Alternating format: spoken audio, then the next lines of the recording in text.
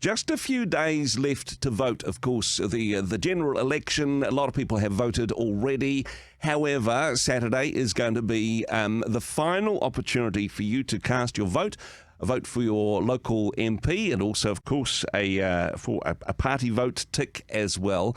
And then, honestly, at this stage, it may be a few days before we get the firm results. It's reasonably close if you add the coalitions together, and then there's going to be special votes and overseas votes and various things. And then there's the question about whether or not the coalitions are just going to easily click into place. Certainly a precedent for that not happening in the past, especially when it involves Mr. Winston Peters. Political commentator Dr. Bryce Edwards joining us on the program. Bryce, scale of 1 to 10, how confident are you that we will have a government by this time next week? I would say it's unlikely. Okay. A scale of 1 to 10, I hadn't thought about it like that. I would say there's a 4% or wow. 4 out of 10 chance of a government by this time next week. I mean, mostly because I think they'll wait until the final votes are counted. Yep. I think New Zealand First will force them to do that. Winston Peters just always wants these things to go slowly and his view properly.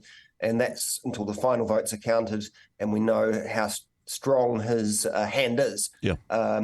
I do believe that it's likely we're going to have, it's almost certain that we're going to have a national-led coalition. I'm not so sure there's much chance of a second election that Chris Bishop has That was a weird one, honestly. We've never had one in the history of New Zealand politics. We've always been able to figure it out. Do you know why he played that card? That seems so random. I'm not sure how well thought out it was, but he's wanting people who are prevaricating between National and New Zealand First to just choose National. He wants them to say, look, if you're tempted to give us a handbrake, you don't know what sort of handbrake you might cause. It might cause a whole new election. You don't want that. So I think the chances of a second election are pretty low. And the way polls are going at this stage, I do believe that the polls are generally to be taken seriously, that, you're going to have a National Act New Zealand First government forming in some form or another. We're not clear whether New Zealand First and Act will have seats in cabinet or whether they'll sit in the crossbenches and have some sort of policy trade-offs situations. But I think essentially you'll have those three parties that will be voting in Parliament to pass the budget, to pass pieces of legislation. So it will be a government. And yes, obviously, New Zealand First and Act are quite different and will be a force of some instability and some chaos, it's true. But I think essentially it will work one way or another. This has been a campaign of chaos. It's been all a bit phony in my view, that you get everyone just calling each other names and you get, Chris Bishop saying strange things about second elections and Seymour and Peters kind of trading a lot of insults, but I think they'll actually, it's all mostly a pantomime and they'll work together one way or another. It's like rival suitors, really, isn't it? Just having a go at each other. Can we focus on some of the less likely outcomes? Because statistically and in terms of the polls, that looks like what is going to happen. However, they are just polls at this stage. If New Zealand First wasn't to make the threshold or something happened there, that would be a game changer. Yes. Look, I totally agree with that. Yeah. Yes. Now, look, it has happened before, and in fact, the last time New Zealand First was part of a coalition, everybody expected him to go right and he went left. Is that technically possible? I mean, Winston Peters has changed his mind and done the unexpected beforehand, but they've both said some pretty nasty things about each other and ruled each other out previously. But does that mean it's impossible, Bryce? Oh, look, you're right. It could happen still that he could break his promise. But I still would find it pretty astounding if he did so. He's been clearer than ever before, in my view, just repeatedly saying he won't support a Labour government. So I don't think he will. But nonetheless, that's probably Labour's only route to victory. But look, there was a poll out this morning. The Guardian newspaper had their poll out this morning, and it had Labour going up a few percentage points. And I think National pretty stable, ACT going down a bit more, and New Zealand First going back up. So there is some signs of Labour bouncing back a little. And so we've got another poll out tonight, TV1 variant poll.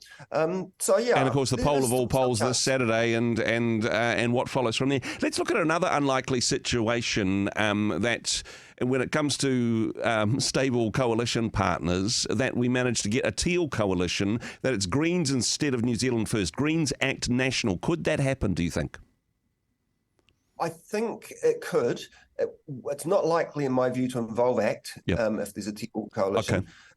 National and the Greens might be able to form a government, in theory, without ACT. And I think this is all very unlikely, but there is a chance.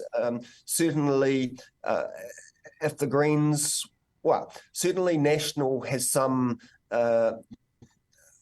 motive in wanting to have a teal coalition. It would keep them more towards the centre. It would make them more re-electable in 2026. And for the Greens, the motive would be they wouldn't be choosing between National and Labour. They'd just be choosing between a national government with ACT, a national relying on ACT or National relying on the Greens. And of course, National would have to give them lots of inducements. James Shaw would have to be climate change minister, all those things. And I think it would be quite hard for the Greens to turn down that.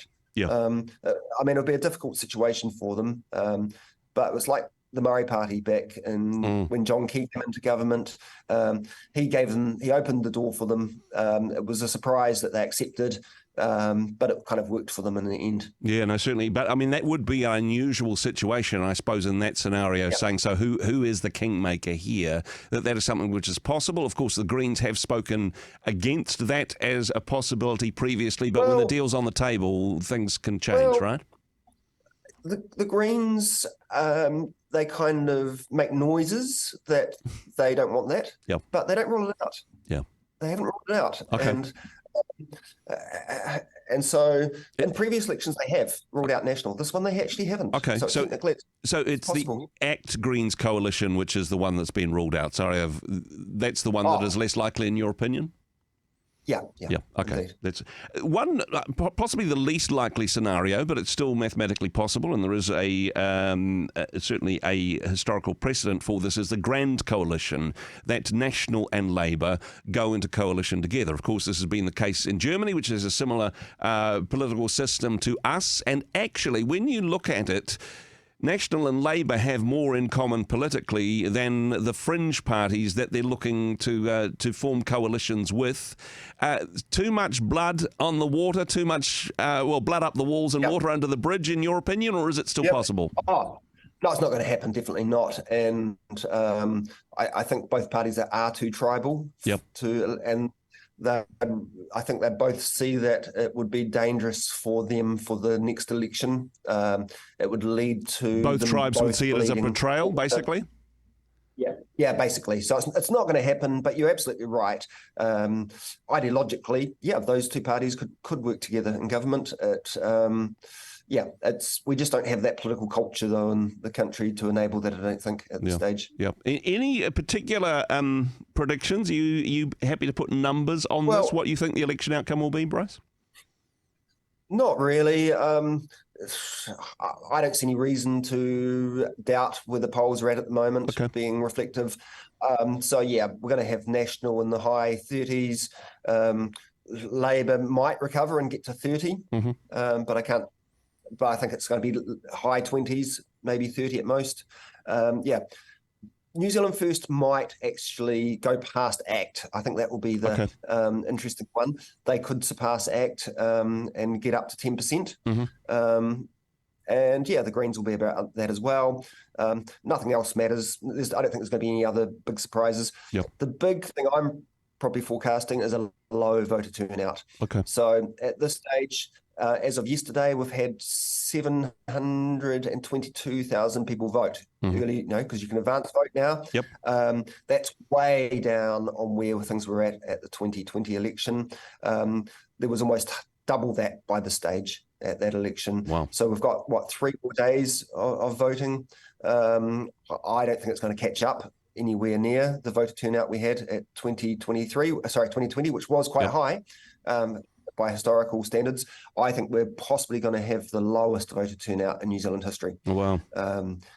I don't think people are feeling particularly passionate, enamoured to positively vote for any particular party. Yeah, well, hey, I appreciate your insight on this one. Let's talk next week, see if there is any sign of a government coalescing together.